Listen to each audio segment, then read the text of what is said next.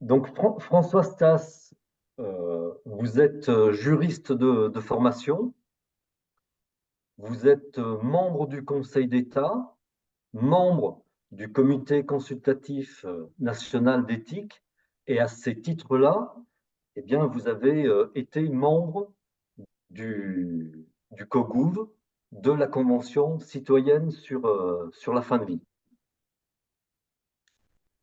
François, nous vous remercions sincèrement d'avoir accepté notre invitation à cet entretien au cours duquel vous allez nous présenter, donc, tout d'abord, le parcours d'un projet ou d'une proposition de loi, certainement en précisant le rôle de l'exécutif d'une part et peut-être d'autre part l'Assemblée nationale et le Sénat. Puis certainement, vous nous présenterez les missions du Conseil d'État et du Conseil constitutionnel. Peut-être vous évoquerez le 49.3 et peut-être, si nous avons le temps, les niches parlementaires.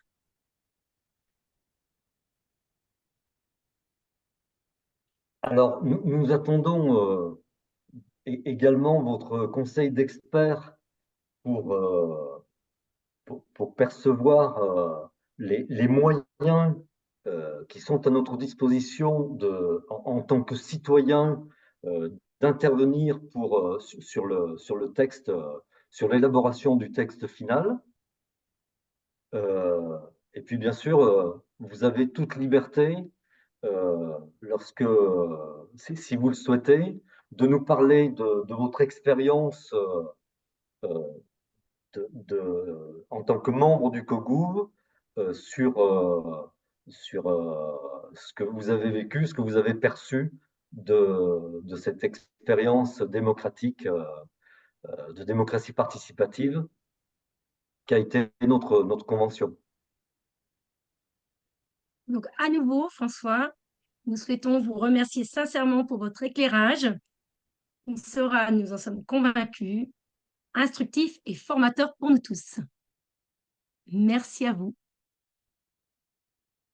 Merci beaucoup. Encore une fois, je suis ravi de vous retrouver après ce long moment depuis la fin de la Convention citoyenne.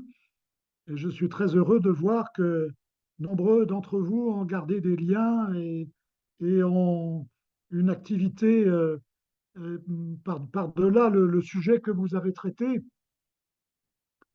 Et si j'ai bien compris, aujourd'hui, vous souhaitez avoir les bases juridiques du parcours d'un projet de loi, d'un projet ou d'une proposition. Je vais revenir sur la différence entre ces deux termes. Euh, alors, compte tenu du temps relativement limité dont nous disposons, je vais dans cette introduction, en quelque sorte, aller vers les grandes idées, les grandes lignes, et ne pas rentrer dans les détails pour ne pas être trop long et laisser le plus de place possible à la discussion entre vous et moi, et de telle sorte que vous puissiez poser toutes les questions que vous souhaitez. Je m'efforcerai d'y répondre dans la limite de mes compétences, bien entendu. Alors, donc, dans ce propos introductif, je commence euh, par différencier le concept de projet de loi et celui de proposition de loi. C'est très simple. Un projet de loi, c'est un texte qui est préparé par le pouvoir exécutif, c'est-à-dire le gouvernement. Alors qu'une proposition de loi, c'est un texte qui est préparé par des parlementaires, soit des députés, soit des sénateurs. Alors, cette distinction est importante parce que le parcours n'est pas tout à fait le même. Pour l'essentiel, c'est le même, mais il y a une différence très importante. D'abord, bien entendu, dans le travail préparatoire, puisque comme je viens de le dire, un projet de loi est préparé par le gouvernement, c'est-à-dire par les différentes administrations. alors que, s'agissant d'une proposition de loi, eh bien, le texte est préparé par l'une des deux assemblées, l'Assemblée nationale ou le Sénat. Alors, ce ne sont pas forcément des parlementaires eux-mêmes, car comme vous le savez sans doute, les parlementaires ont droit à des assistants qui sont en général des gens très compétents, qui sont des permanents, des salariés de ces deux assemblées.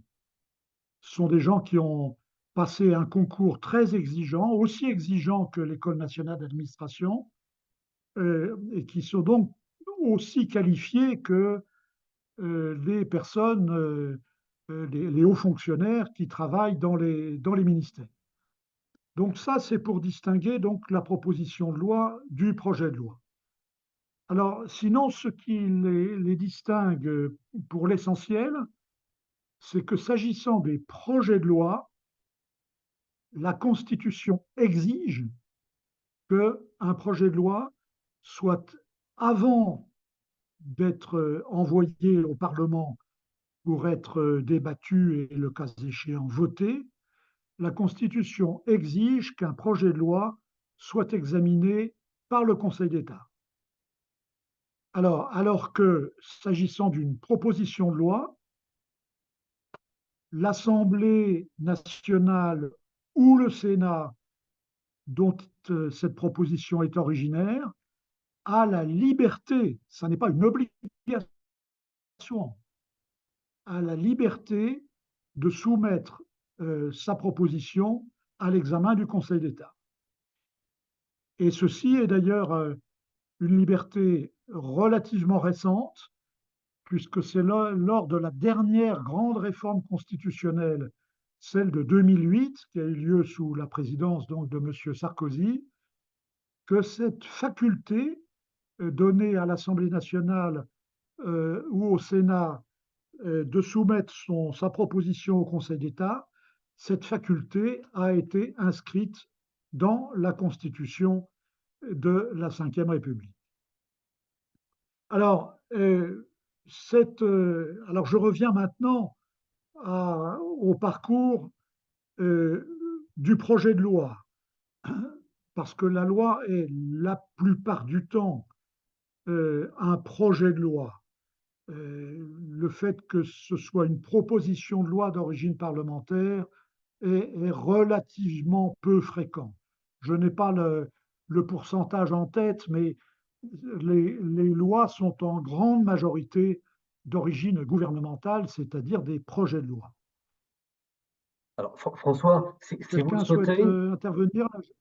François, oui, excusez-moi, Oui, si vous le souhaitez, moi j'ai les chiffres oui, du nombre de projets de loi pour la législature précédente, bien sûr, 2017-2022. bravo, J'ai l'ensemble des vous avez chiffres. mieux travaillé que moi. Ouais. Alors, bah, je ne sais pas si ça vous intéresse que je donne Oui, quelques oui, éclairages. allez-y, allez-y. Alors,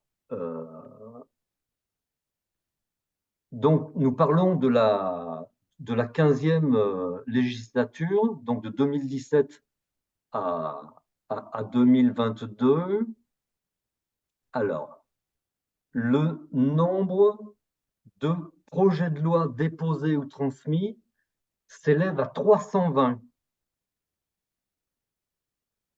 Le nombre de propositions de loi déposées à l'Assemblée nationale, mais ne réagissez pas trop rapidement, il est de 2419. Hmm. Donc ça, c'est ce qui est déposé. Mais ce qui est intéressant, c'est de savoir ce qui finalement est définitivement adopté et promulgué. Donc sur les 320 projets de loi, 240 sont adoptés. Sur les 2419 propositions de loi, seules 114 sont adoptées.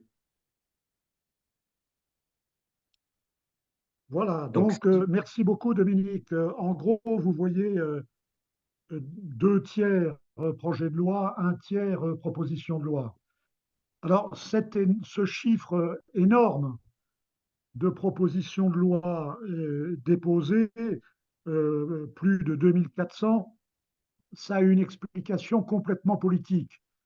C'est-à-dire que les, les députés ou les sénateurs, euh, pour montrer à leurs électeurs dans leur circonscription qu'ils travaillent bien, multiplient les dépôts de propositions de loi. Mais ils savent parfaitement que l'essentiel d'entre elles, comme vous le voyez, n'iront pas au-delà de ce dépôt de leurs propositions et ne seront pas examinés par leurs assemblées respectives, que ce soit l'Assemblée nationale ou le Sénat. Donc le fait pour eux de déposer une proposition de loi, c'est un acte en quelque sorte de, de bonne conduite vis-à-vis de leurs électeurs. Mais ils n'ont pas l'ambition que ça devienne une loi à la fin du processus. Donc voilà, deux tiers des lois sont des projets de loi d'origine gouvernementale et un tiers sont d'origine parlementaire. Alors, j'en reviens donc au parcours d'un projet de loi qui, une fois que l'administration l'a préparé, est envoyé pour examen au Conseil d'État. Alors, ce qui est très important d'indiquer, c'est que le rôle du Conseil d'État, ça n'est pas un rôle politique. Le Conseil d'État n'a rien à dire sur le choix politique que fait un gouvernement dans la décision d'élaborer un projet de loi. Le rôle du Conseil d'État est purement juridique, c'est-à-dire qu'il examine toutes les dispositions du projet de loi et s'assure qu'elles sont conformes à ce qu'on appelle la hiérarchie des normes. Qu'est-ce que ça veut dire, la hiérarchie des normes? Ça veut dire que dans un État de droit, dans un État qui respecte le droit, eh bien, chaque niveau de norme doit être conforme à la norme supérieure. S'agissant de la loi, il n'y a que deux normes qui sont supérieures. La première, c'est la Constitution, et la deuxième, ce sont les traités internationaux qui ont été ratifiés par la France. Et donc le rôle, par exemple, la Convention européenne des droits de l'homme, la CEDH, et bien entendu les traités de l'Union européenne, qui sont une masse de dispositions très importantes depuis des décennies que l'Union européenne existe. Ce qui veut donc dire que le travail du Conseil d'État, ça consiste pour l'essentiel à vérifier que les rédactions qui ont été adoptées par le gouvernement sont conformes d'une part à la Constitution et d'autre part aux traités internationaux dans le domaine, bien entendu, du projet de loi qui leur est déféré. Donc ça, c'est le travail juridique essentiel du Conseil d'État. Il y en a un deuxième qui est plus, comment dirais-je, euh, qui relève plus de la, de la rédaction, de la bonne rédaction de la loi. Je veux dire par là qu'il importe pour que l'ensemble des lois soient lisibles, compréhensibles et bien applicables par l'ensemble des citoyens auxquels ils s'adressent, que cette loi soit claire. Donc le Conseil d'État veille à la bonne rédaction de la loi, qu'elle ne soit pas contradictoire, bien entendu, euh, avec d'autres dispositions préexistantes. Donc le Conseil d'État veille, quand on lui soumet un projet de loi nouveau, à ce que ce ne soit pas contradictoire avec des dispositions qui existent déjà. Ça n'est pas facile, hein, parce qu'il y a tellement de dispositions législatives existantes qu'il faut faire très attention. Alors l'informatique aujourd'hui est une grande aide, parce qu'on retrouve assez facilement des dispositions qui existent déjà et qui viendraient en opposition avec ce que le gouvernement propose.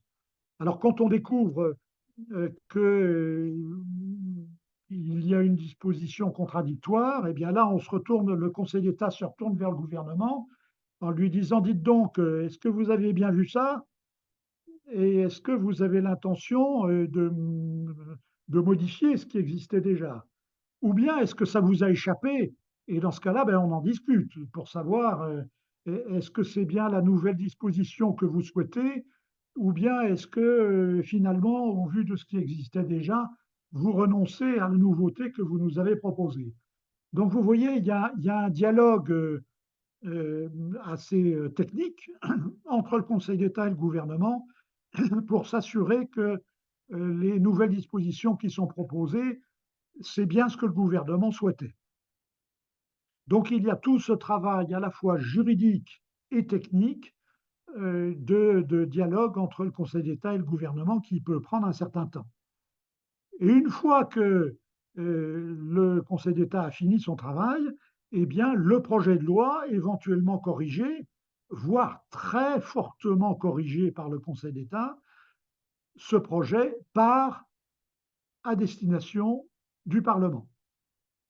Alors là, le gouvernement a le choix de déposer, comme on dit, son texte, soit devant l'Assemblée nationale, c'est le cas dans la majorité des cas, soit devant le Sénat pour ce qu'on appelle une première lecture, puisque la Constitution prévoit que pour l'essentiel des projets de loi, il peut y avoir deux lectures, c'est-à-dire d'abord une lecture à l'Assemblée nationale, puis une correction de la part du Sénat. Et si les deux ne sont pas d'accord, ce qui est le cas la plupart du temps, parce qu'il est rare que la majorité à l'Assemblée nationale soit la même que la majorité au Sénat. Donc dans ce cas-là, les deux assemblées ne se mettent pas d'accord et on repart pour un tour devant l'Assemblée nationale et devant le Sénat. Et s'il n'y a toujours pas d'accord au terme de ce deuxième tour d'examen du projet, eh bien, il y a la réunion de ce qu'on appelle une commission mixte paritaire, c'est-à-dire un petit nombre de députés et un petit nombre de sénateurs, désignés bien entendu par chacune des deux assemblées, qui se réunissent pour tenter de se mettre d'accord sur un texte commun. Dans un certain nombre de cas, lorsque le texte est je dirais, de contenu principalement technique, ils y arrivent et on en reste là. Soit ils n'y arrivent pas parce qu'il y a des désaccords politiques entre les deux assemblées. Et dans ce cas-là, le texte revient une dernière fois devant l'Assemblée nationale qui a le dernier mot, puisque, comme j'imagine, vous le savez, sous la Constitution de la Ve République, c'est l'Assemblée nationale qui est l'Assemblée prépondérante et qui donc a le dernier mot en cas de désaccord entre l'Assemblée nationale et le Sénat.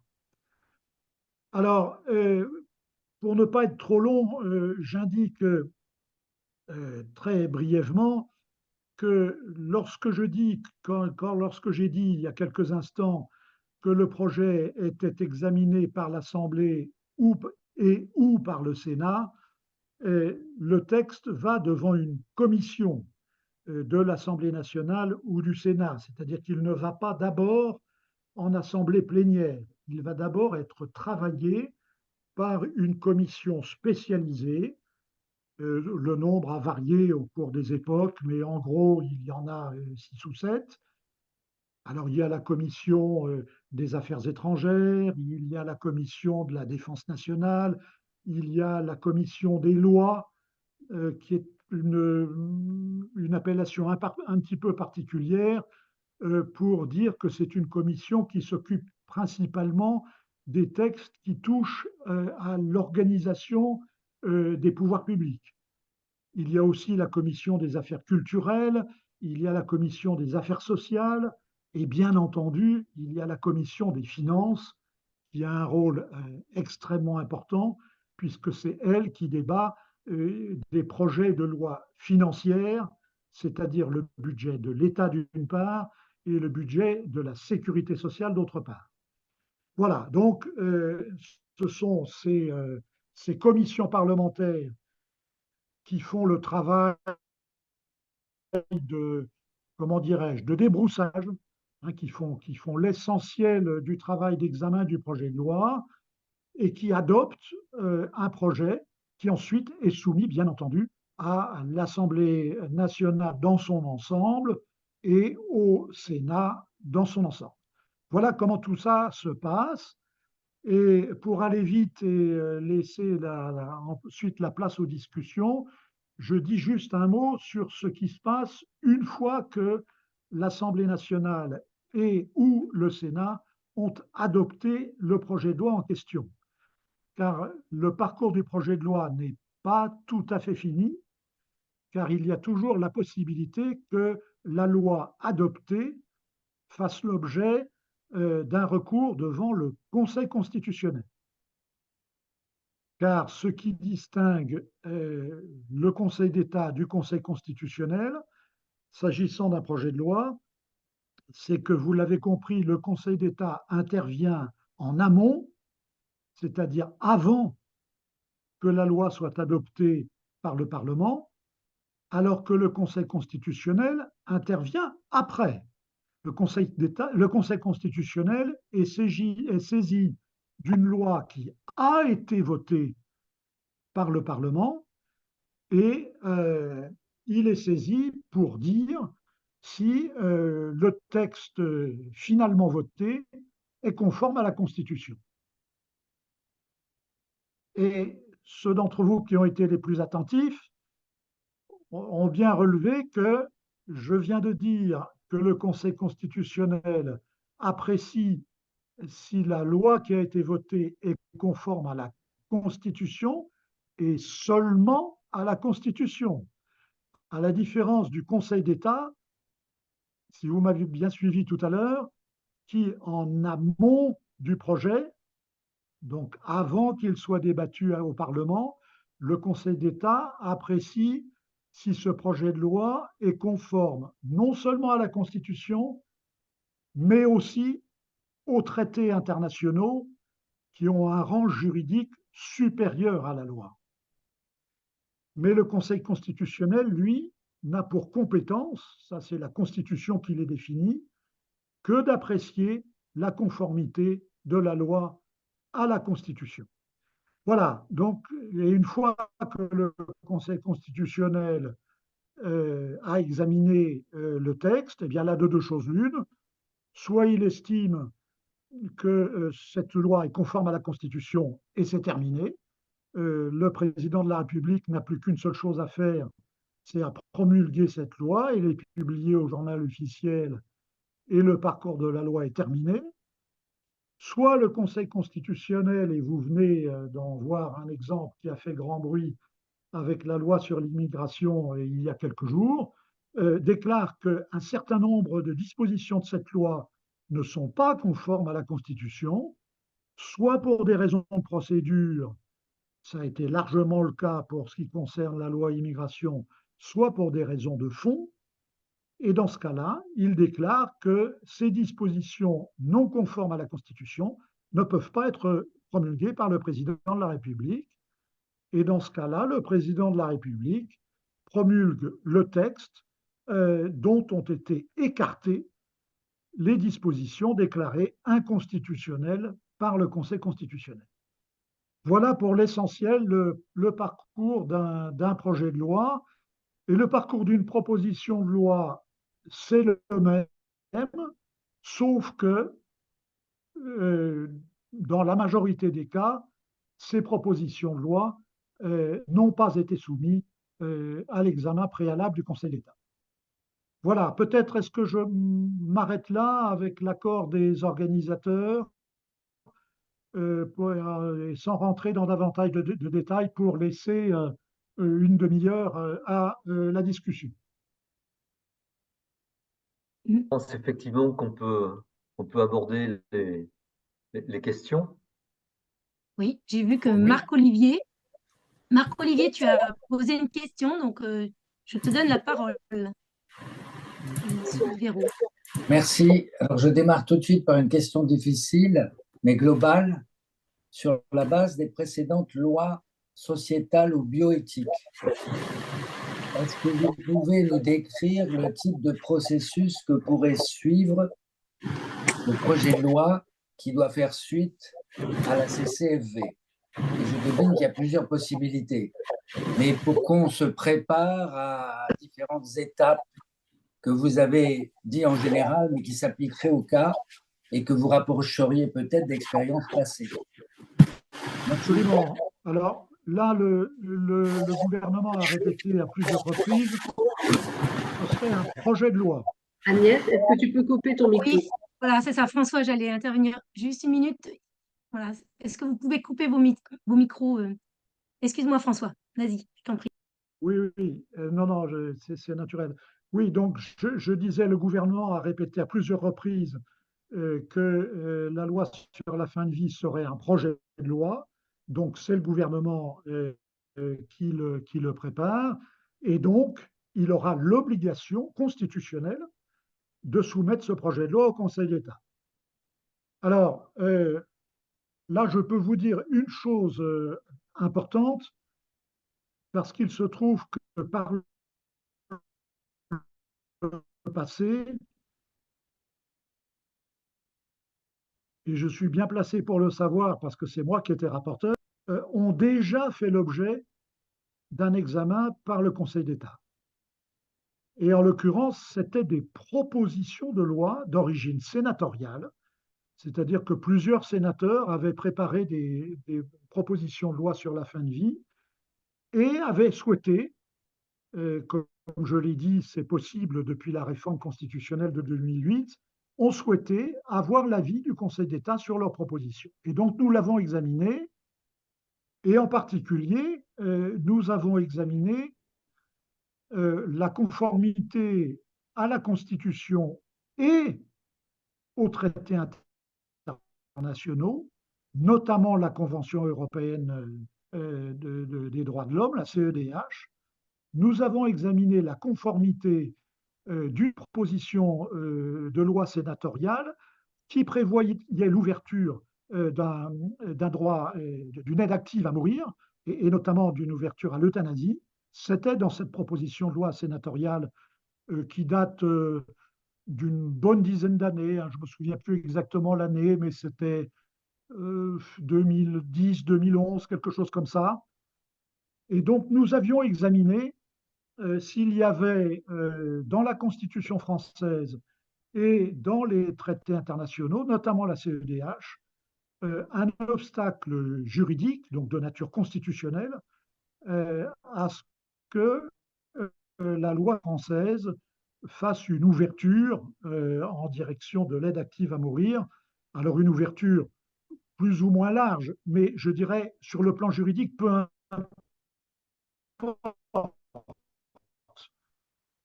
Ce qui était en cause, c'était le principe même de la possibilité d'une. Cet avis a été rendu public par le Sénat qui était destinataire de notre avis. La conclusion du Conseil d'État, c'était qu'il n'y avait pas d'objection juridique de nature constitutionnelle ou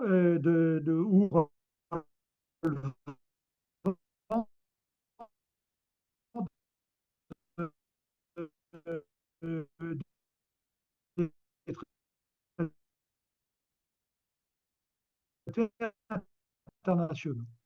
Donc, par la voix de M. Attal dans sa déclaration de politique générale, vous l'avez peut-être entendu, que ce texte serait prêt avant le début de l'été. Donc, si on se fixe ce calendrier, avant le début de l'été, le Conseil d'État devrait être saisi de ce projet.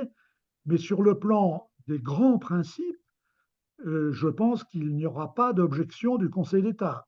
Alors, ça ne veut pas dire, attention, qu'il n'y aura pas d'objection, parce que tout dépend de la manière dont sera rédigé ce projet.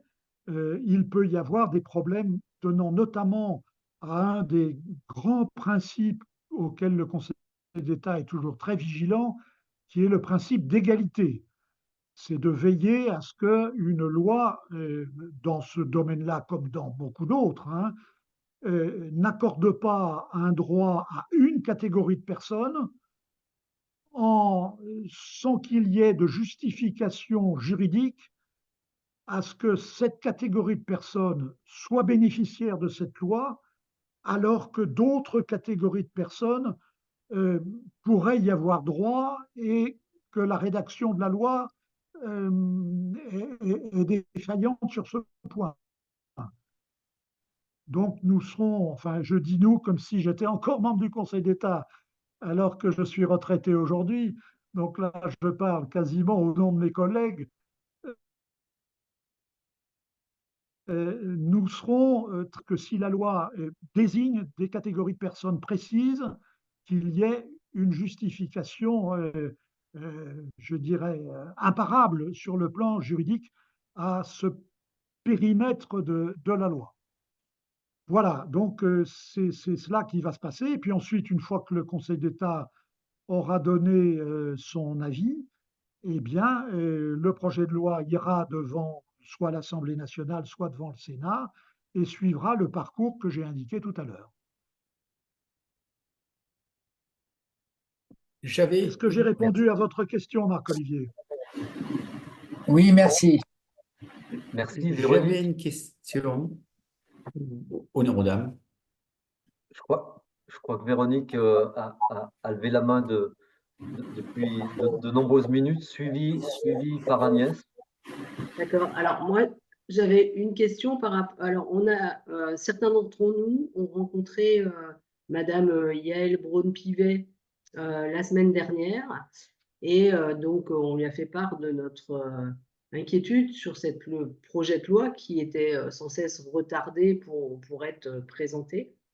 Et elle nous disait, mais les choses, il ne faut pas qu'elles aillent trop vite, parce que sinon, il va y avoir un certain nombre d'amendements et qui va empêcher la loi, en fait, d'être mise en place. Donc, je voulais savoir ce que vous pensiez de ça. Est-ce que elle pensait qu'il allait y avoir de nombreux amendements et donc ça va freiner l'adoption de ce projet de loi. Voilà. Alors, écoutez, ça, moi, je n'en sais absolument rien. Le droit d'amendement est un droit constitutionnel qui appartient à l'ensemble des parlementaires. Ils font ce qu'ils veulent et personne ne peut leur en empêcher.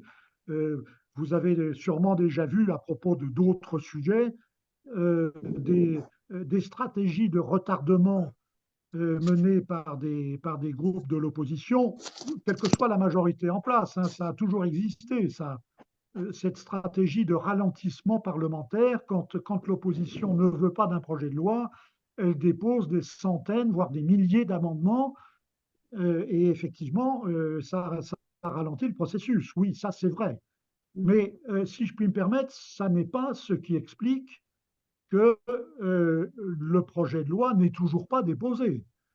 Ça, ce qui explique que le projet de loi n'est toujours pas déposé, c'est le fait que, je crois, le gouvernement cherche à trouver le compromis qu'il estime le meilleur possible entre toutes les composantes de la société, dont certaines sont favorables à une aide active à mourir et d'autres sont défavorables. Et comme je crois que le gouvernement veut éviter qu'il y ait une déchirure de la société française sur ce point, eh bien, il essaye de trouver ce qui serait à ses yeux le meilleur compromis. Alors, où est-ce que le curseur s'arrêtera? Ça, je n'en sais absolument rien. D'accord, merci. Merci beaucoup. Agnès, tu as une question? Oui, bonsoir tout le monde. alors c'est pas trop par rapport à la Constitution, mais c'est peut-être après. Est-ce que, par exemple, si l'Assemblée et le Sénat n'est pas d'accord et qu'ils n'arrivent pas à se mettre d'accord en commission mixte paritaire, donc ça revient à l'Assemblée nationale, mais est-ce qu'une loi telle que celle-ci d'ailleurs, vraiment de société, enfin qui remet en cause profondément, si je puis dire, chacun, pourrait sortir ou pas, ou est-ce qu'elle pourrait être abandonnée, enfin je veux dire sur des lois aussi difficiles moralement, enfin je sais pas comment le dire, bref, éthiquement, est-ce que ça pourrait ne pas sortir, donc après avoir été déposé, discuté, etc. C'est possible ou pas ça? Ah, oui, le gouvernement peut toujours retirer son projet de loi. Mais ça n'est pas parce que, par exemple, le Sénat s'opposerait à un projet de loi qui aurait été voté par l'Assemblée nationale que cette loi n'aboutira pas. Puisque, comme je vous l'expliquais tout à l'heure, dans la Constitution de la Ve République, c'est l'Assemblée nationale qui a le dernier mot. Donc, sur le plan de la pure procédure parlementaire, il y a une issue possible, même si les deux assemblées ne trouvent pas d'accord. Alors, en revanche, qu'est-ce qui se passe mais là, j'aborde un terrain non plus de procédure parlementaire, mais de pure politique. Qu'est-ce qui se passe si dans la société française, ce projet de loi provoque un débat extrêmement tendu, il y a des millions de gens dans la rue pour s'opposer à ce projet ou je ne sais quoi. Bon, là, ça devient un sujet complètement politique. Et là, le gouvernement, à un moment donné, peut dire j'arrête les frais. Il y a un précédent célèbre qui s'est passé en 1984, lorsque le gouvernement de la gauche, donc sous la présidence de François Mitterrand, avait prévu, vous vous en souvenez peut-être, un projet de réforme de l'école qui prévoyait de réduire considérablement le périmètre de l'école dite libre. Et des millions de gens s'étaient retrouvés dans la rue pour la défense de cette école privée. Et le président de la République de l'époque avait décidé de retirer son projet. Et donc, une chose comme ça peut arriver.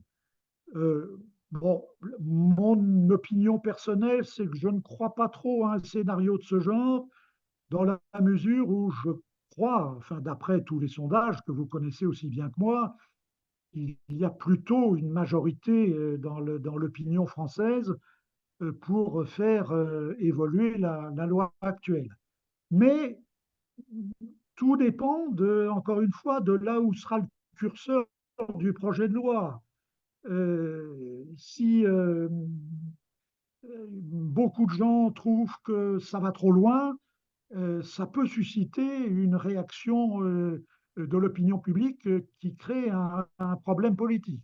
Bon, voilà, mais là vraiment, on est dans le domaine politique et ça dépasse complètement mes compétences de juriste. Merci. Merci. Harry, tu as une question? Oui, j'ai une Je sais pas question. si c'est C'était très pour prudent, savoir, en mais... fait. Et Pardon? Non, après, non, non, est-ce que je suis. Non, je roule pas là. Oui. Ah, Alors, nous voilà rassurés. alors, je disais que est-ce que c'est possible que le gouvernement, par exemple, fasse un recours au 49.3 si, par exemple, bien qu'ils auraient bien voulu faire passer cette loi, est-ce que c'est possible qu'ils puissent utiliser cet outil?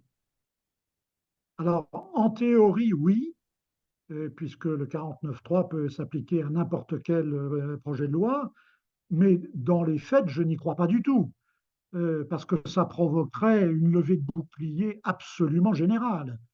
Nous sommes là sur ça tout le monde en est convaincu, quelle que soit sa position sur le sujet. Nous sommes là sur un thème qui touche à la conscience des gens, vraiment à l'intime conviction. Et autant je crois profondément que chaque groupe parlementaire laissera la liberté de vote à chacun des députés ou chacun mhm. des sénateurs, mais le 49.3 sur un sujet comme ça me paraît aberrant. Donc non, je n'y crois pas du tout. Ok, merci beaucoup. Et je donne la parole à Nathalie, puis après à Jean. Merci beaucoup, Monsieur Stas, pour votre intervention. J'avais deux questions.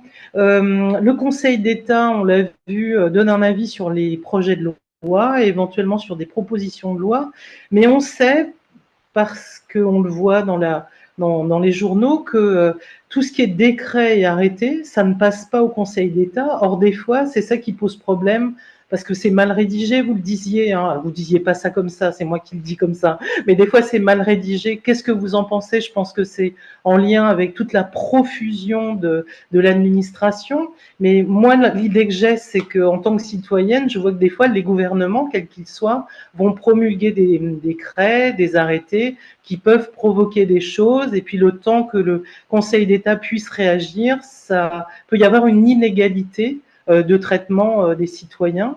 Donc voilà votre avis là-dessus. Et puis une autre qui n'a pas qui est un peu à côté.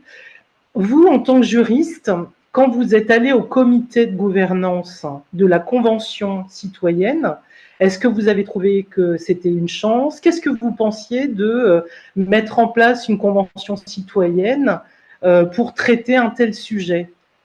Si vous voulez bien, est-ce que vous étiez ouvert, si vous trouviez ça formidable ou pas du tout? J'aimerais bien voir votre avis par rapport à ça. Merci beaucoup.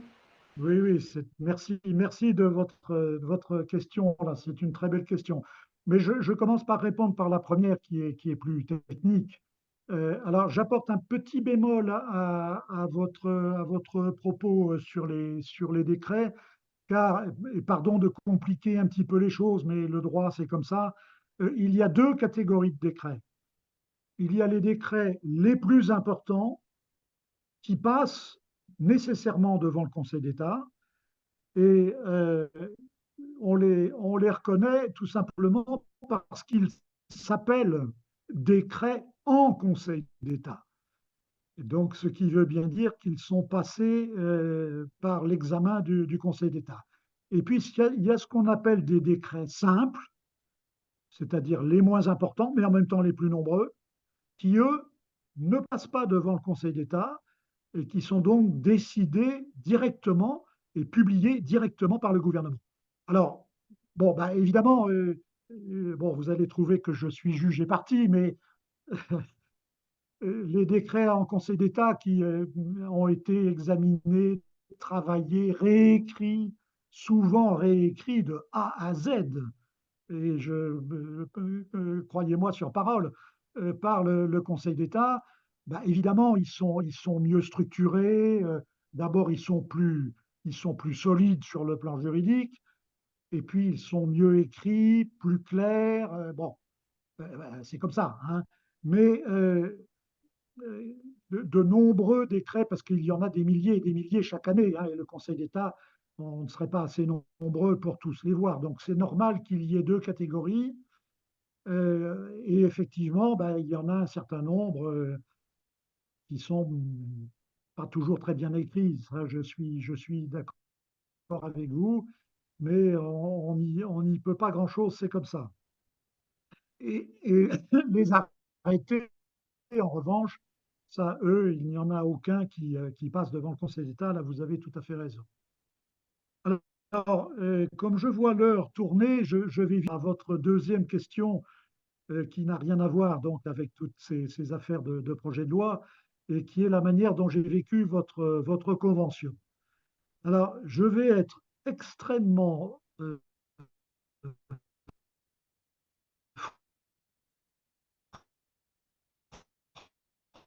franc avec vous parce que je pense que c'est ça l'intérêt de nos débats. Son représentant avec le président du Comité national d'éthique, c'est-à-dire Jean-François Delfrécy, d'être son représentant au COGOUV, je me suis dit, oh là là là là là là là là, je vais arriver dans un endroit où ça va partir dans tous les sens.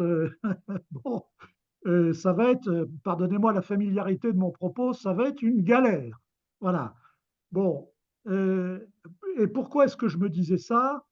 Eh bien, peut-être parce qu'il se trouve, vous l'avez compris, que je connaissais très bien sur le fond ces questions de fin de vie.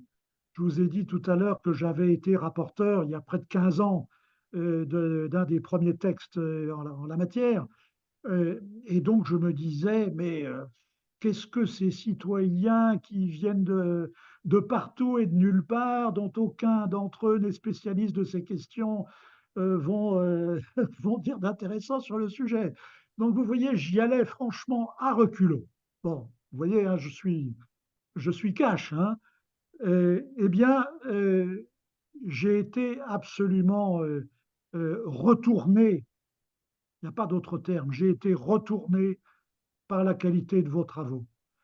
Euh, et donc, ce que je dis là, ça vaut surtout pour ce qui concerne euh, la, la Convention citoyenne sur le plan de la procédure démocratique. J'ai trouvé que vous avez été un vrai modèle de pédagogie, de qualité du dialogue, de respect les uns des autres. Vous savez, j'ai été, je vous le dis vraiment très, très franchement, hein, et je l'ai dit à bien d'autres gens, c'est pas parce que vous êtes là que je vous le dis à vous, hein, je l'ai dit à des dizaines, peut-être des centaines d'autres personnes. J'ai été vraiment bouleversé par la dernière séance. C'était un dimanche matin, vous vous en souvenez tous, hein, vous savez, c'était une séance qui était un peu consacrée à la demande de Claire, à ce que chacun dise ce qu'il avait pensé de tout ça, ce qu'il en avait retenu, comment il avait vécu tout ça. Et à un moment, il y a l'une d'entre vous qui était un peu une représentante de la minorité, qui a pris la parole pour dire je n'ai qu'une seule chose à dire, c'est que je remercie la majorité de nous avoir laissé 50% du temps de parole et en gros 50% de la rédaction du rapport final. Ben, j'ai trouvé que cette parole était absolument formidable et qu'à elle seule, elle témoignait de votre succès. Elle témoignait de ce que vous vous étiez respectés les uns les autres, parce qu'au fond, vous étiez autant divisés au sein de la Convention citoyenne que l'est l'ensemble de la société française sur ce sujet extraordinairement difficile. Hein. Bon, eh bien, malgré ces divisions, vous avez réussi à vous écouter, à vous respecter et à aboutir à ce résultat final magnifique. Donc, voilà, depuis cette convention, je suis absolument convaincu que ce type de procédure est un apport très important aux procédures démocratiques. Alors, je ne suis pas en train de dire qu'une convention citoyenne, ça peut remplacer l'Assemblée nationale ou le Sénat. Bien sûr que non. Et je pense qu'aucun d'entre vous ne pense ça. Mais je pense que ça peut être un plus dans la crise de la démocratie que nous vivons au sein de notre pays, comme au sein d'ailleurs de beaucoup d'autres pays, à commencer bien sûr, parce que c'est là où c'est le plus grave, aux États-Unis d'Amérique. Je pense que ce type de structure peut apporter quelque chose euh, pour apaiser des débats, pour faire la clarté dans des problèmes. Je pense par exemple, je suis devenu un fervent partisan d'une convention citoyenne sur les questions d'immigration.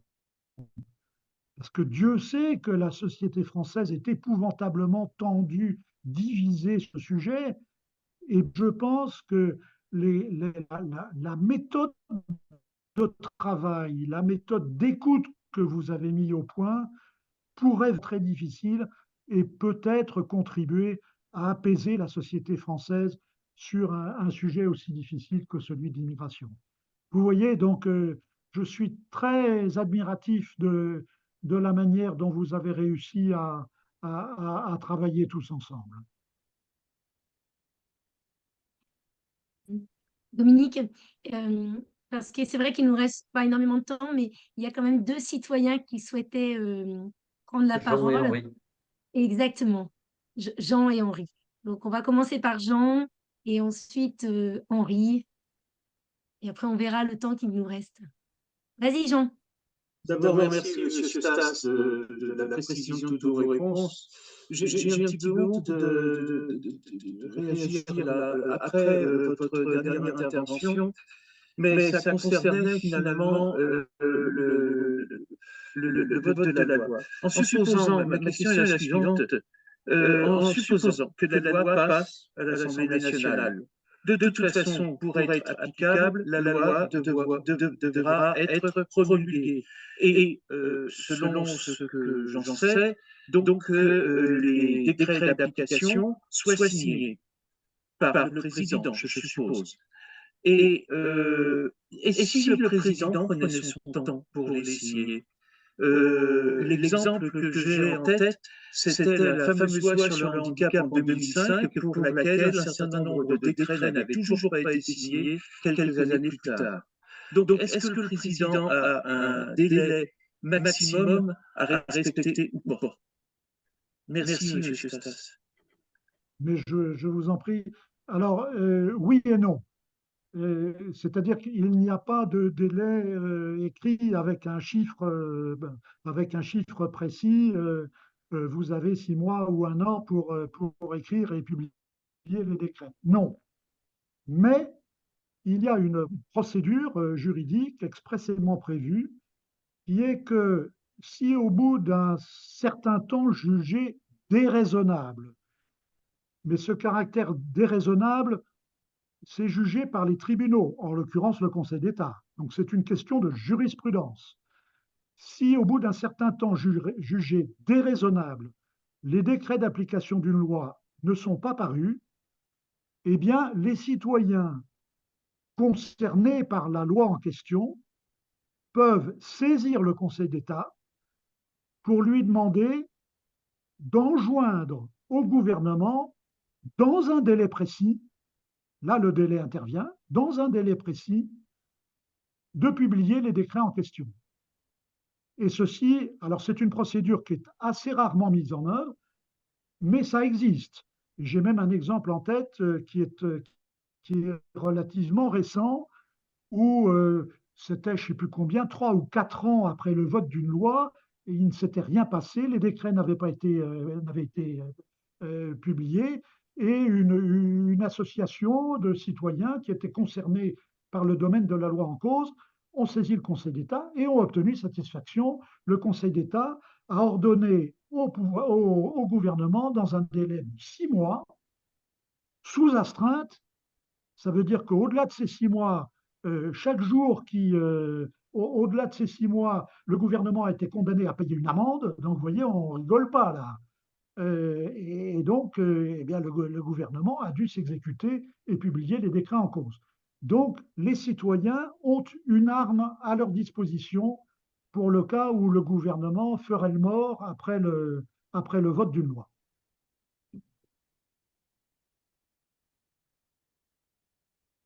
Henri, on te donne la Oui, parole.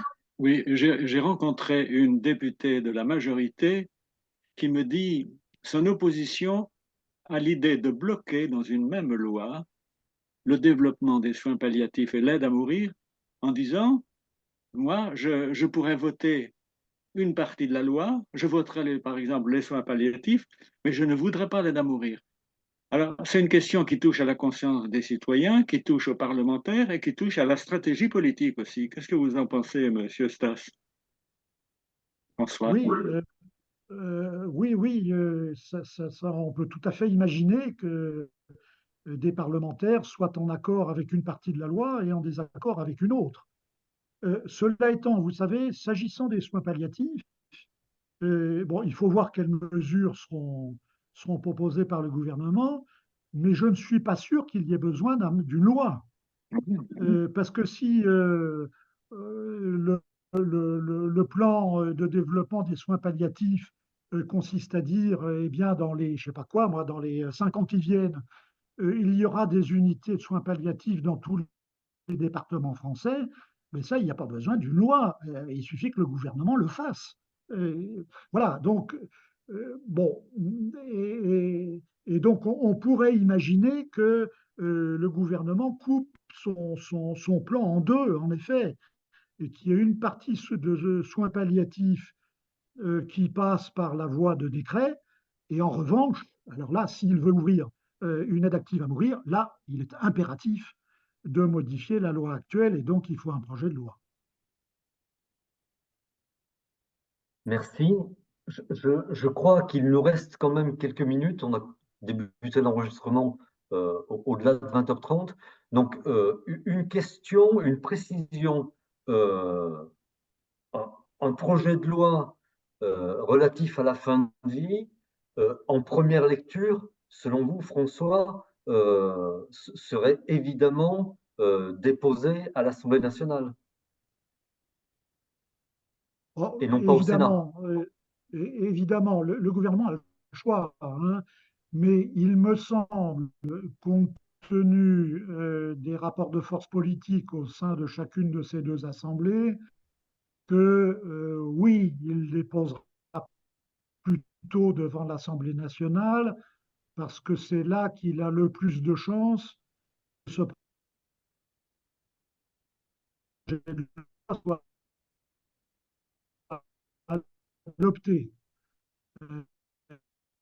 Devant le Sénat, c'est moins soit adopté par l'Assemblée devant laquelle il dépose son projet de loi, quitte ensuite à essuyer un échec, un revers devant la deuxième Assemblée. Mais donc, en l'espèce, je pense que sur le plan de l'opportunité, il vaudrait mieux pour le gouvernement aller d'abord devant l'Assemblée nationale. Oui, vous avez raison. Nous comprenons, c'est que il s'agit plus d'un calcul politique Oui, que du sujet sociétal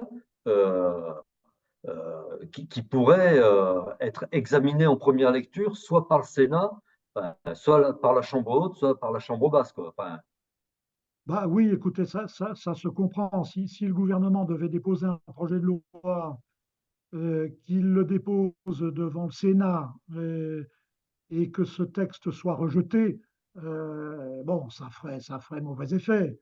Donc, je pense plutôt qu'il ira d'abord devant l'Assemblée nationale, hein. Cela étant, vous savez, ne croyez pas que je fais un pronostic sur le vote du Sénat, parce que je n'en sais absolument sur une question qui est aussi intime, n'est-ce pas, qui met en jeu des convictions personnelles, philosophiques, etc. Euh, Quelle sera la majorité au Sénat? Je n'en sais rien. Si ça se trouve, peut-être est-ce qu'il y aura une majorité pour approuver une loi allant dans ce sens. Franchement, je n'en sais rien. alors, je crois qu'il nous reste quelques minutes pour poser une dernière question euh, relative, donc au-delà du sujet, sur ce qui vous semblerait être le meilleur endroit, François, pour que s'exerce la démocratie participative, pour mobiliser les citoyens. Euh, nous avons compris que les conventions citoyennes euh, euh, bon, vous ont convaincu de leur intérêt en fonction des sujets, bien sûr. Dans quel autre domaine, et selon vous, quel est le meilleur domaine dans lequel pourrait s'exercer la participation des citoyens à la vie politique du pays? Ah, je vais répondre peut-être un petit peu à côté de votre question en disant que ce qui m'importe le plus, enfin à mes yeux, c'est pas tellement une question de domaine, c'est une question de lieu.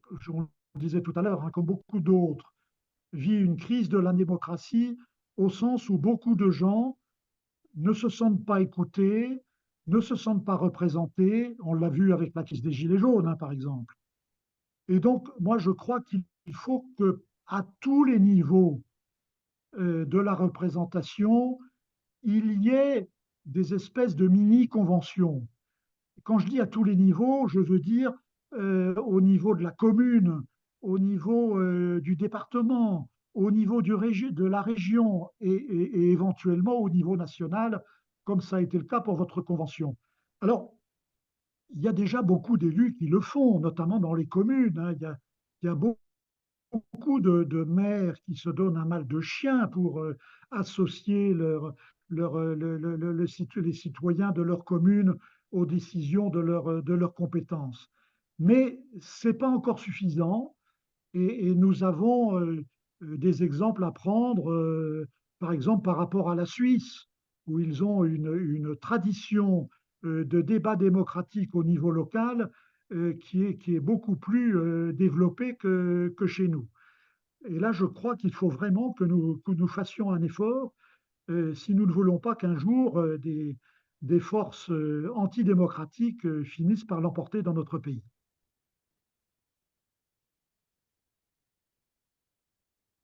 Merci François.